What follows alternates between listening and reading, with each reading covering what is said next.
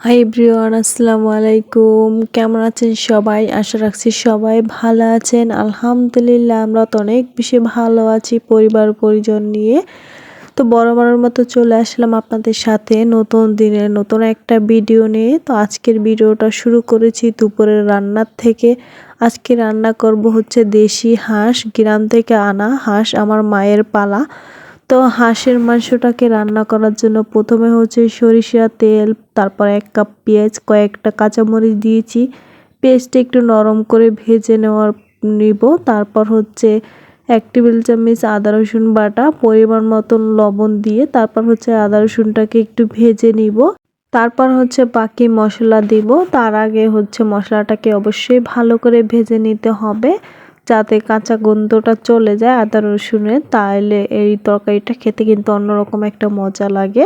তো এখানে হচ্ছে পরিমাণ মতো হলুদের গুঁড়ো, তারপর হচ্ছে জিরের গুঁড়ো দিয়েছি 1/2 টেবিল চামচ, আর 2 টেবিল চামচ মরিচের গুঁড়ো দিয়েছি। একটু ঝাল ঝাল করে হাঁসের মাংস রান্না করলে খেতে বেশ মজা লাগে। তারপর হচ্ছে 1/2 টেবিল চামচ দিয়েছি গরম মশলার গুঁড়ো। তারপর হচ্ছে এখন ভালো করে মশলাটাকে কষিয়ে নিব। কষানোর আগে যে পানিটা দেওয়া হয়েছিল পানিটা শুকিয়ে গেছে, তাই আবার একটু পানি দিয়ে দিচ্ছি, আর সাথে দিয়েছি আস্ত কয়েকটা মশলা। দেওয়ার পর তারপর হচ্ছে এখন আবারও ভালো করে মশলাটাকে কষিয়ে নিব।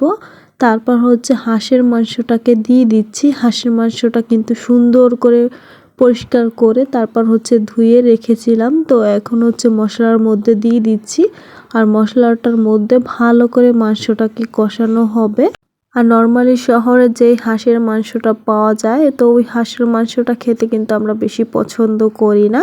তবে গ্রাম থেকে যেই হাঁসটা আনা হয় ওই হাঁসটা রান্না করলে কিন্তু অন্যরকম একটা মজা লাগে, অনেক স্বাদ। আর চাষের হাঁস যেগুলি পাওয়া যায় ওই হাঁস তো একদমই খেতে ভালো লাগে না আমাদের কাছে।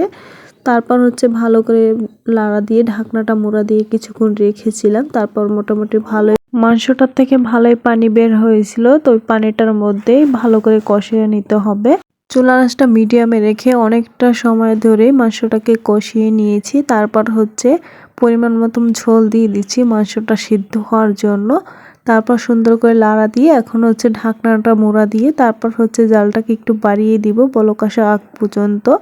তারপর হচ্ছে হাঁসের মাংসটা অপর পাশের চুলায় বসায়া আর অপর পাশের চুলায় হচ্ছে মাছ রান্না করব। তো মাছ রান্না করার জন্য প্রথমে হচ্ছে মাছটাকে ফ্রাই করে নেব। ফ্রাই করার জন্য একটা ফ্রেমের মধ্যে তেল দিয়ে দিচ্ছি। তেলটা গরম হওয়ার পর আর এখানে হচ্ছে মাছটা দিয়ে দিচ্ছি। এই মাছগুলি দেখে চিনতে পারছেন, এই মাছটা হচ্ছে ফলি মাছ। এই ফলি মাছটা রান্না করলে কিন্তু অনেক বেশি ভালো লাগে আমাদের কাছে। রান্নার থেকে খাসি করে খেয়ে থাকি নর্মালি শীতের সময়, এবার আর করা হয়নি। এই ফলি মাছটা খেতে কিন্তু অনেক বেশি মজা লাগে, সব সময় পাওয়াও যায় না, অনেক দিন পর পর এটা পাওয়া যায়। তবে যখনই পাওয়া যাওয়া হয়, যদি মাছটা ফ্রেশ থাকা হয় তাহলে কিন্তু অবশ্যই আনা হয়। আর এই মাছটা এভাবে রান্নার থেকে খাসি করে রান্না করলে দ্বিগুণ মজা। তবে এখন যেহেতু হাতে সময় নেই তাই আর খাসি করব না, খাসি করলে অনেকটাই টাইম লেগে যায়, তাই রান্না করব। তো প্রথমে হচ্ছে মাছটাকে ফ্রাই করে নিয়েছি, তারপর হচ্ছে এখন রান্না করে নিব। তাই হাঁসের মাংসটাও রান্না হয়ে গেছে, কড়াইটার মধ্যেই রান্না করব। আগে থেকে নামায় নিয়েছিলাম মাংসটা, নামানোর পর ভালো করে কড়াইটা ধুয়ে তারপর হচ্ছে এটার মধ্যেই মাছটা রান্না করে নিব। তাই এখানে সব ধরনের মশলা দিয়ে দিব এক এক করে, মাছ রান্না করতে যা যা মশলা লাগে। যারা আমার ভিডিওর সাথে আছেন এখনও একটা লাইক দিতে ভুলে গিয়েছেন, প্লিজ একটা লাইক দিয়ে দিবেন। আপনাদের একটা লাইক আমার ভিডিওটা অনেকের কাছে পৌঁছে দিতে সাহায্য করে। আর যারা এই কাজটা অলরেডি করে ফেলেছেন তাদেরকে অসংখ্য ধন্যবাদ। তারপর এদিকে হচ্ছে মাছের জন্য মশলাটাকেও কষানো হয়ে গিয়েছে, পরিমাণ মতন ঝোল দিয়ে দিচ্ছি। পরিমাণ মতন ঝোলটা দেওয়ার পর তারপর হচ্ছে সুন্দর করে লাড়া দিয়ে দিচ্ছি। তারপর হচ্ছে চুলার আঁচটাকে বাড়িয়ে দিব। এখন বলক আসার পর তারপর হচ্ছে মাছটাকে দিয়ে দিব।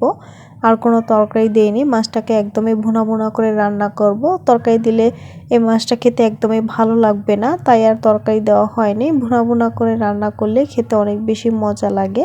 তো হাঁসের মাংস আর এদিকে হচ্ছে মাছ। তো হাঁসের মাংস রান্না তো শেষ, আর মাছটাকে রান্না করে নিয়েছি।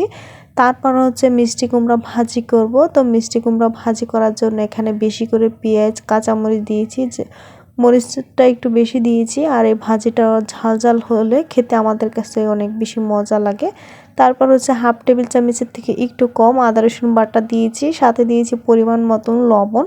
তার কারণ হচ্ছে এটা চিংড়ি মাছ দিয়ে রান্না করব, তাই দিয়েছি আদা রসুন বাটা। এটা অপশনাল, এটা আপনারা চাইলে নাও দিতে পারেন। তারপর হচ্ছে পরিমাণ মতো এখানে হলুদের গুঁড়ো দিয়ে দিচ্ছি হাফ টেবিল চামচের মতো। হলুদের গুঁড়োটাও পরিমাণ মতন দিয়েছি, কারণ মিষ্টি কুমড়াটা এমনিতেই যেহেতু অনেক লাল থাকে তাই দিয়েছি কম করে। আর এখানে হচ্ছে বড় বড় সাইজের চিংড়ি মাছ ছিল, মিডিয়াম সাইজের, একদমও বড় না।